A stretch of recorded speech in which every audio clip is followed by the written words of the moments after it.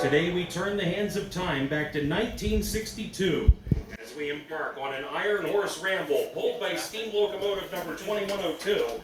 And for the first time since June 18th, 1988, or 12,474 days ago to be very exact, along with the 2102 steam locomotive number 425. Before we begin our Iron Horse Ramble, I have a few important safety announcements. First, please keep your head, hands, and legs for that matter inside the coach at all times. Second, there is a restroom available in each coach for your convenience. And finally, if you have any belongings with you, please store them either in the racks overhead if your car is so equipped, or on the floor at your feet, but not in the aisles nor on the seats. Our operating crew on the train today consists of the following. The steam engineer on number 2102 is Shane Fredrickson, assisted by firemen Ryan Gauscher, Nate Mengel, and Chuck Trusgell. The steam engineer on number 425 is Chad Fredrickson, assisted by firemen Ryan Fredrickson and Travis Prevost. And the guy that makes it all happen, America's passenger conductor, is the esteemed Richard Mark Bernhardt. The star of our show today is former Reading Company 484 T1 Northern type steam locomotive number 2102. The 2102 was built right here in Reading, Pennsylvania, in the railroad's own shops that were located just south of here on North 6th Street. It was completed in 1945 and is actually a rebuild of Reading I-10SA Class 280 Consolidation Type number 2044. Its main duty was to haul heavy coal trains over most of the very rails we will be traveling today. Retired from freight service in 1956, perhaps the locomotive's greatest fame came in 1962, when it was used to pull the Reading Company's famous Iron Horse Rambles passenger excursions, which continued through 1964. After several ownership changes over the ensuing 2 decades, 2102 was purchased by the Reading and Northern Railroad in 1986, where it pulled passenger excursions on our original route between Temple and South Hamburg until 1991, when it was placed out of service.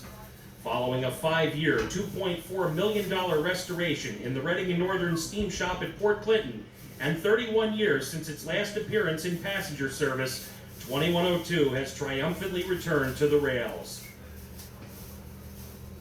Now in its 95th year of existence, steam locomotive number 425 is back once again to power this great passenger excursion with the 2102.